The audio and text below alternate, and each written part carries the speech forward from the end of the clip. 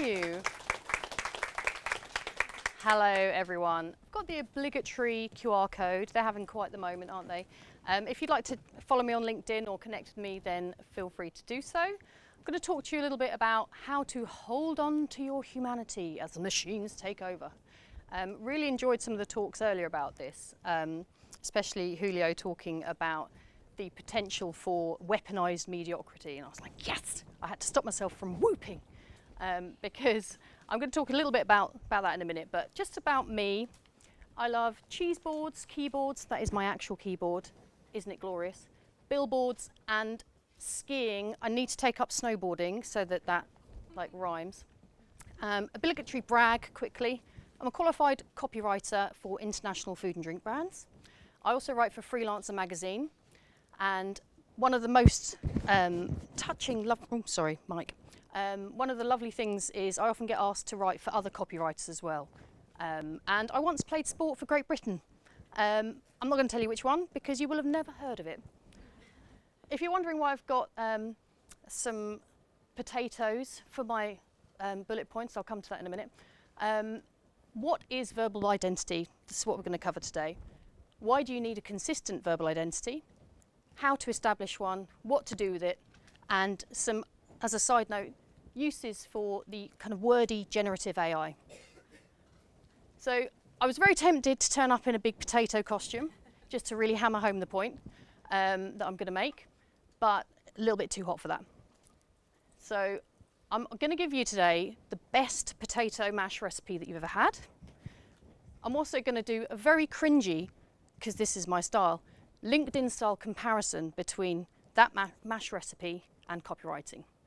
And because we're talking a little bit about AI, legally obliged, one Terminator reference. So what is verbal identity? A lot of people will know it by its more familiar term, tone of voice. But we're just going to cover a little bit about how tone and voice are different, how to use them, and also this term verbal identity. It's kind of a catch-all. It covers tone, it covers voice, but it also covers the intricacies and the nuances of how you communicate with your customers. So it encompasses your use of punctuation, grammar, syntax. So it's a bit of a catch-all. I may well slip to referring to it as tone of voice because it's ingrained. So forgive me if I do. Now, tone of voice. Voice and tone are two different things. Your voice is the consistent verbal style or personality or persona of your brand. And I can mean personal brand as well as the company's brand, company's voice. And the tone is situational. It depends on the context and it's quite fluid. So I'm going to give you an example. If you had innocent smoothies on your bingo card for today, then you can tick it off because they're just the go-to example because they've got such a clear tone of voice and verbal identity. See, I've already done it, tone of voice. So this is something they put out around Easter time. Anyone completely forgotten how to do their job after 4 days of eating as much chocolate as humanly possible? Nope, definitely not us either. So it's informal, it's playful. Contrast that with this, which is what they put out after the Queen had died. You'll notice they're still being quite informal and a little bit playful because they're talking about excellent hats, the iconic wave. But the tone is respectful. So here you've got a playful voice and an irreverent tone. Irreverent, I can't say that word. Irreverent tone. Here you've got a respectful tone, still with the same kind of voice. So, sorry to anyone who doesn't watch Arrested Development. We've been rewatching it recently. Show me your flaps. Do that. Put your hand up. Raise your eyebrows in a Kevin McAllister fashion. Whatever you want to do. If you feel that you, as a personal brand, if you're a freelancer, or your business, if you're part of a company, have a clear verbal identity. Wow. One person. Okay, well, it's on you. Keep doing that. Do you think you could describe it? I'm not going to make you do it, but do you think you could actually put it into words what it is? Excellent. This is a room full of my people. So why do you need to have a consistent verbal identity? The problem when people don't have a consistent verbal identity is that it can break trust. So I've got a really good example of this. You may all, this is again oft wheeled out as an example. Consistency breeds trust, inconsistency breaks it. Does everyone remember this tweet from Tampax? They tried to be funny. It is kind of funny until you think, children, literal children, have to use this product for their sanitary wear. So making a bit of a kind of sexy joke did not go down well. And it was very much against their usual verbal identity of being very kind of straightforward and informative. Another reason it's useful is it provides the opportunity for you to put trust in your team. So an example of this is in the 2013 Super Bowl, there was a power outage. And because they had a really clear verbal identity, Oreo were able to do a really reactive post on Twitter that just went nuts. You can still dunk in the dark. And they're only able to do that because they had this really clear verbal identity, and their social media plan was really clearly laid out. And another reason is recognizability is like a shortcut in your customers' minds. So people of a certain age, I feel really old saying that, will recognize this is not just. Can everyone say what that brand is? It's M&S. This is the potato-related Instagram post that I could find, just staying on my brand. And it also, if you're consistent, it allows your customer to go through all of your website, all of your socials, knowing and being able to expect what's going to come next. So instead of having calls to action that are all over the place and don't sound consistent, you want to have a nice, consistent brand voice. And it also helps a brand stand out. This is especially the case when you're in an industry that is known for being quite stuffy and boring. Excuse me, I'm just going to have a little drink break. So if I think of insurance, I think tweed suits, briefcases, and boredom. But Dead Happy have gone completely against that in their verbal identity.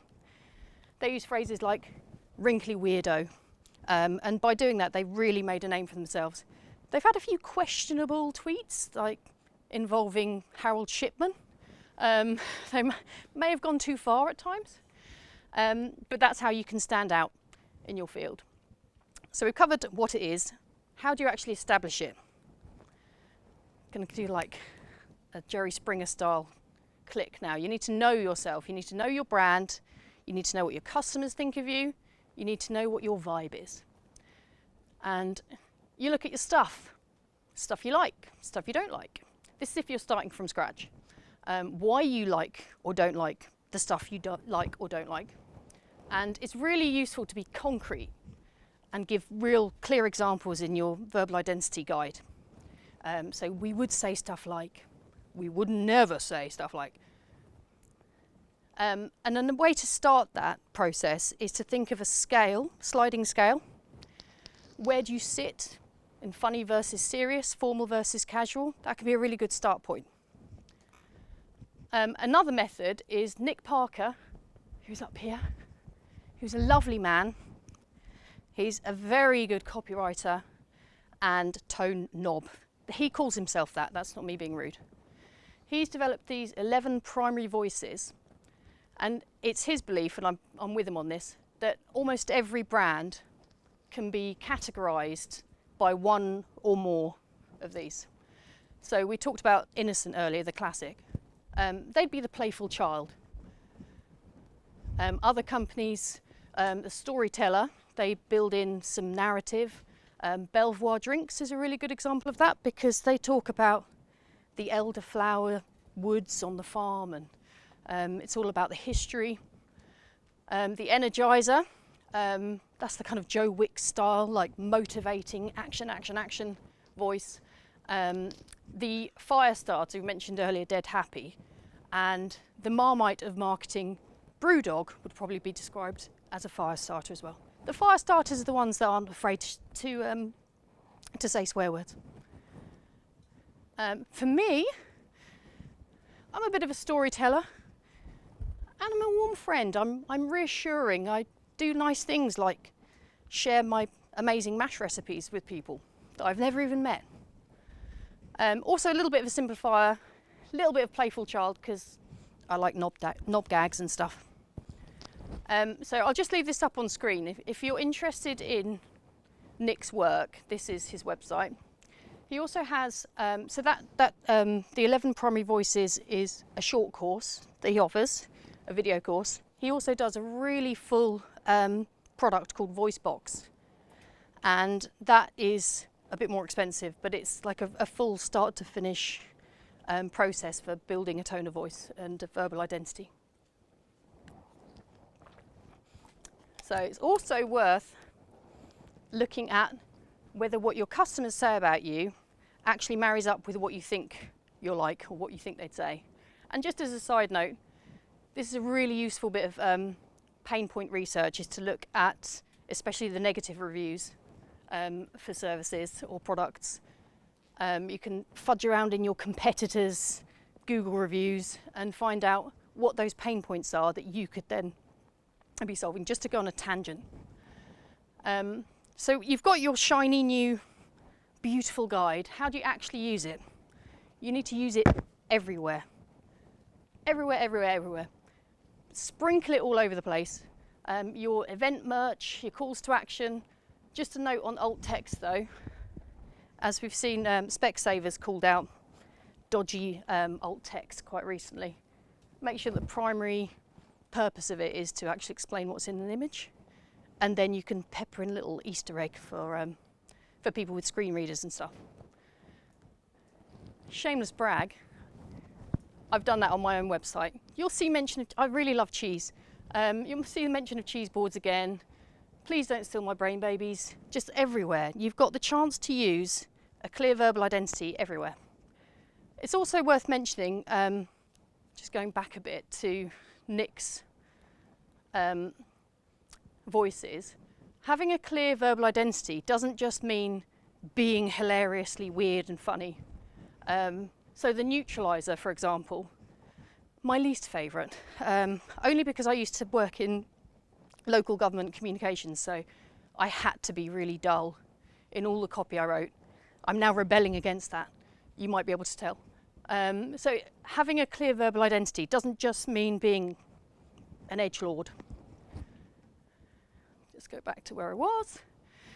So once you've got your verbal identities nailed, can you just plug it in to ChatGPT? Yes and no. As Rand Fishkin said, AI knows the words that are most likely to come after other words. So there's no original thought in this. And slightly biased, it lacks imagination, quite literally. Like I said earlier, what Julio was saying about the weaponized mediocrity, and I think Wency said about the human skill is the differentiator now. That's your unique source of being competitive. By definition, it is formulaic, and it's grabbing from words that have already been written long ago and more recently. So it's not going to generate something original for you. So it'll come up with, it's especially bad at headlines and short copy. If you try and ask it to do some headlines, it'll do this, no offence to anyone that uses these phrases, something something reimagined, goodbye something, hello something, redefining whatever, and solution. It loves the word solution because that's what gets used a lot. So here's the obligatory Terminator reference. There's no sound. So this is where, I can't remember the character's name, but he realises that that is not his foster mum. She's being way too nice. It is John. I was going to say John Connor. I was like, was it John? Yes, a young John, isn't it? So you can just tell there's something off about it sometimes. But uses, I'm not like here to crap all over it. I don't hate it. Don't tell the other copywriters that. Jess, don't tell anyone I said that. It has some incredible uses. It's got tons of uses that I won't go into now because I know Ben, I think, is talking at 2:20 about the literal uses. Just to give you an example, I chucked into Google, what are examples of soft fruits? And this was the little snippet. It wasn't barred, it was the classic. And this was a little snippet that contained like five fruits. Chucked the same prompt into ChatGPT and I got tons. Does anyone know what a rambutan is? I want to go rah rah rambutan. Rum. It is like a hairy little bollock lychee. It is. Well done. You'll notice gooseberry is here about 5 times. So this is where the human element has to come in. You can't just like cut and paste this. And another use, when you're especially looking at verbal identity, you can plug in the content you've already got and ask it to create your like tone of voice of verbal identity guide. I did that with me. I chucked in about 12 LinkedIn posts and it said some lovely things. It also said some slightly inaccurate things like my professionalism.